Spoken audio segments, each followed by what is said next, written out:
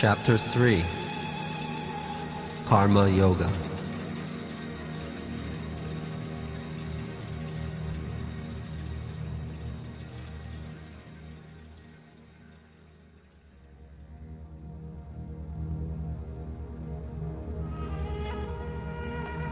Arjuna replies, "O Keshava, why do you want to engage me in this ghastly war, if you think that intelligence fixed in devotion is superior to fruitive work?"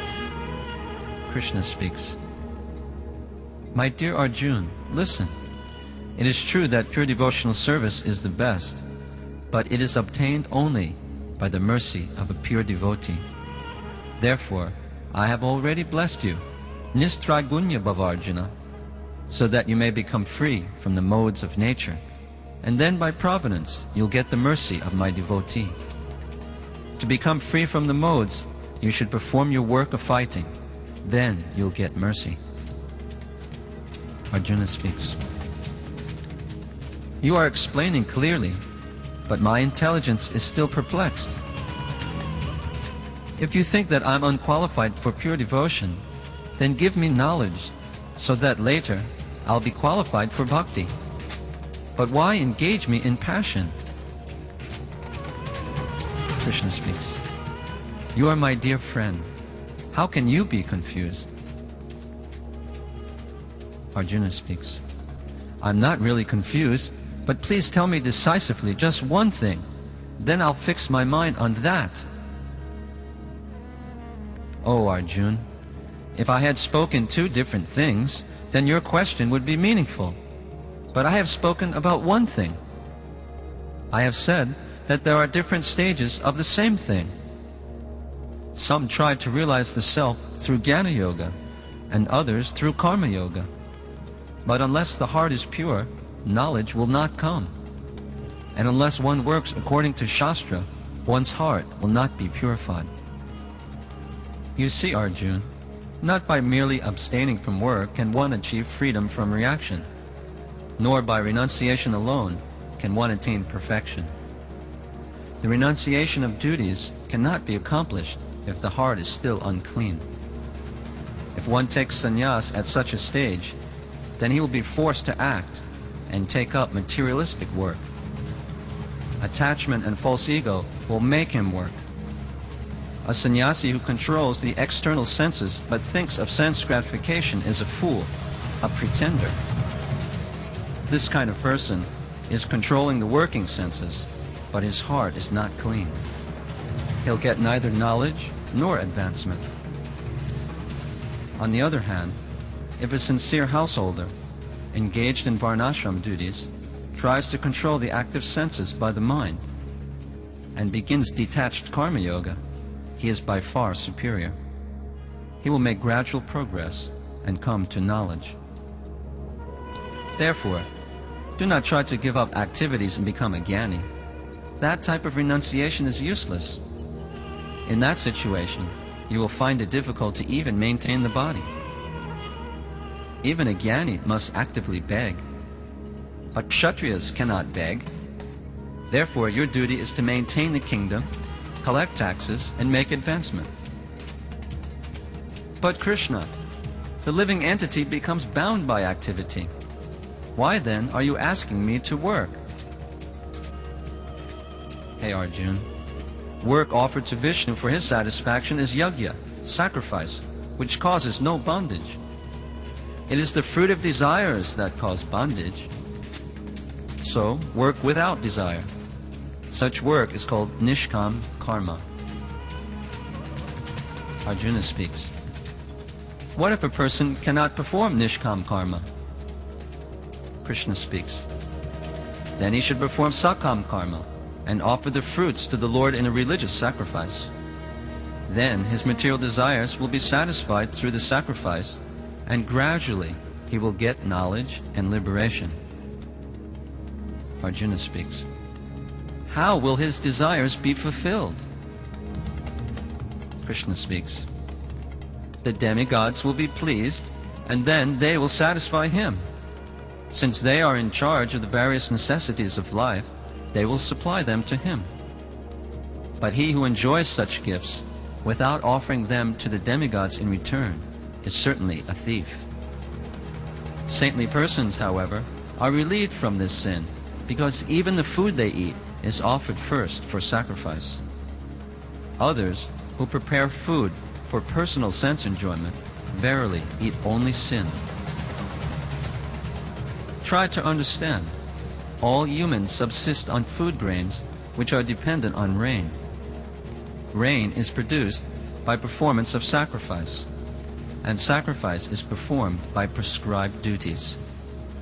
Prescribed duties are given in the Vedas, and the Vedas are directly manifested from the Supreme Lord. Therefore, the Supreme Lord is eternally situated in acts of sacrifice. Hey Arjuna, one who does not follow the system of Vedic sacrifice certainly leads a life of sin. Concerned only for the satisfaction of his senses, such a person lives in vain. But for one whose aim of life is self-realization, there is no duty, because his heart is like a clean mirror.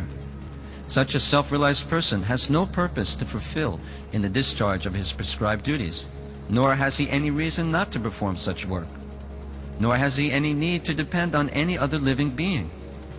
For him, there is no need to satisfy the demigods, nor fear obstacles from them. The demigods sometimes become envious of the increased knowledge in the Jnani. But even a demigod's weapon of beautiful Apsara women cannot disturb such a person. A self-realized person does not need to work, but you are not on that platform, Arjuna. You are not qualified to act like a Jnani, nor are you overly attached. Therefore, you must do your prescribed duties without attachment to the results. That is Nishkam Karma. Then you will become liberated and see the soul. Arjuna speaks. Are there any examples of persons who acted in this way? Krishna speaks. Yes, kings such as Janak attained perfection solely by performance of prescribed duties. Arjuna speaks. But I feel that I'm already on the Jnana platform, so why should I work? Krishna speaks. Even if you are, you should perform your duty for the sake of educating the people in general. Set the example.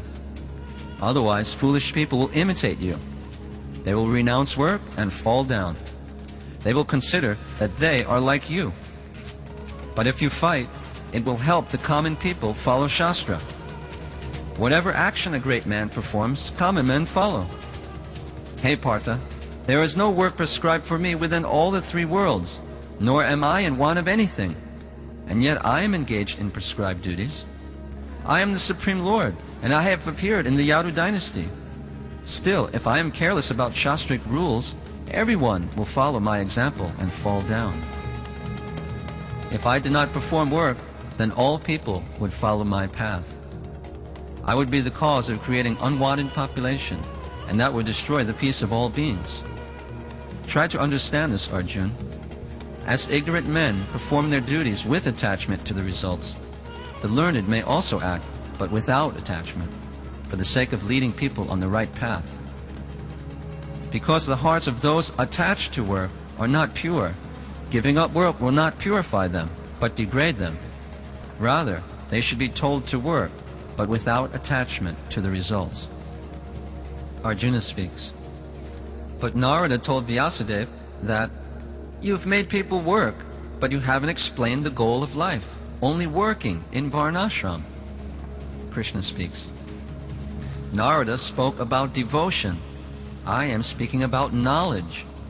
To engage in devotion, it is not necessary to first purify one's heart. I am speaking on a different topic, so there is no contradiction, Arjuna.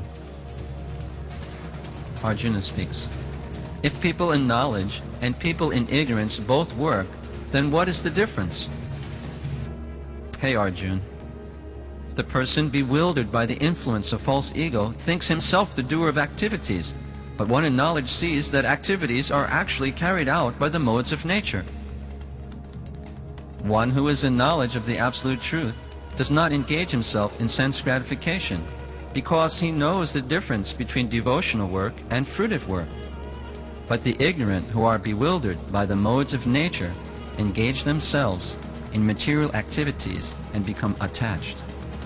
However, the wise should not unsettle them, although these duties are inferior. Therefore, Arjuna, just like a servant works for a king, surrender all your work unto me with full knowledge of me, but act without thinking that you are the doer. As a king orders his servant, I am ordering you to fight and accept the kingdom, but do so on the spiritual platform. Anyone who follows me faithfully, without envy, will definitely become liberated. But those who, out of envy, do not have faith in these teachings and do not follow them, become lost. Arjuna speaks. You are the Supreme Lord, and your opinion is given in Shastra. People know that they will go to hell if they do not follow. So why do they not follow? Krishna speaks. Even a man of knowledge acts according to his own nature, for everyone follows the nature he has acquired from the three modes. Arjuna speaks. Nature is very powerful, Krishna. Even one in knowledge is controlled by it, as you yourself have just said. But you are like a king, so why don't you make a law which everyone will fear and obey? Krishna speaks. What you're saying is reasonable, but it won't help, because people are controlled by their senses and will break the Shastric laws just as they break state laws. Even though a person may have knowledge of the results, he will still perform sins, misguided by his own nature. That will cause him great problems, and he will go to hell. Then what is the solution, Krishna? As I said, Arjuna, Nishkam karma will purify one's material desires, not repress them. What can repression accomplish? But if one's heart is very dirty, one cannot even engage in Nishkam karma. This kind of person is difficult to change, but even he can improve by associating with a pure devotee like Narada Muni. If everyone is controlled by nature, Krishna, then the rules and regulations of Shastra are useless. No, Arjuna. The knowledge-gathering senses are attached to mundane things and averse to scriptural injunctions. One who desires ultimate benefit should not become controlled by the senses, which are like thieves on a journey. Since time immemorial, people have engaged in mundane activities and have developed attachment to material things. This attachment causes hatred of devotional life and pulls them to mundane life. Shastra tries to switch this attachment and aversion by engaging one on the proper path to guide oneself. That's why Shastric rules and regulations are not useless.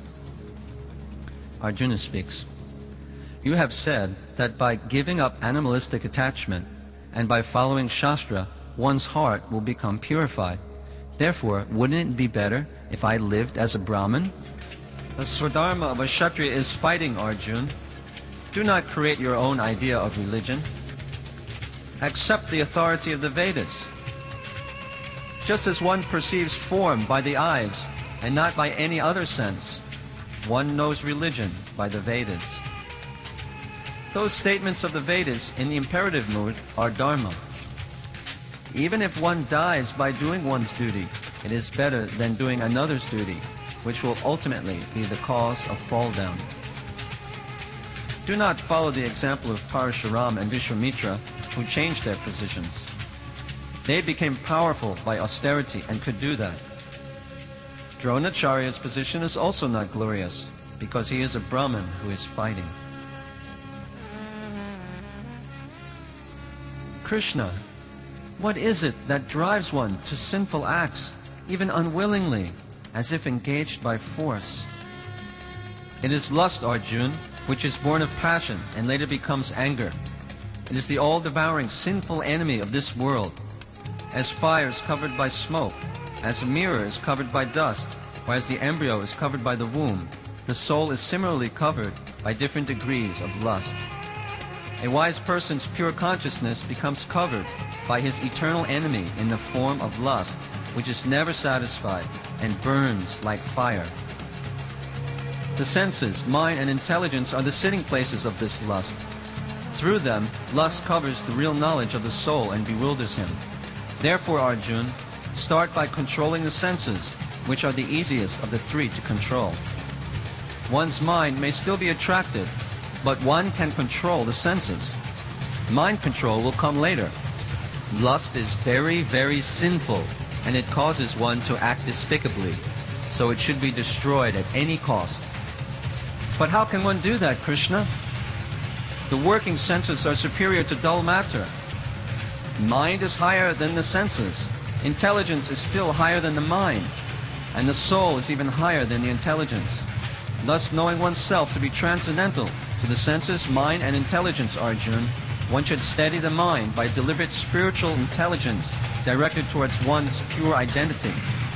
Thus, by spiritual strength, conquer this insatiable enemy known as lust.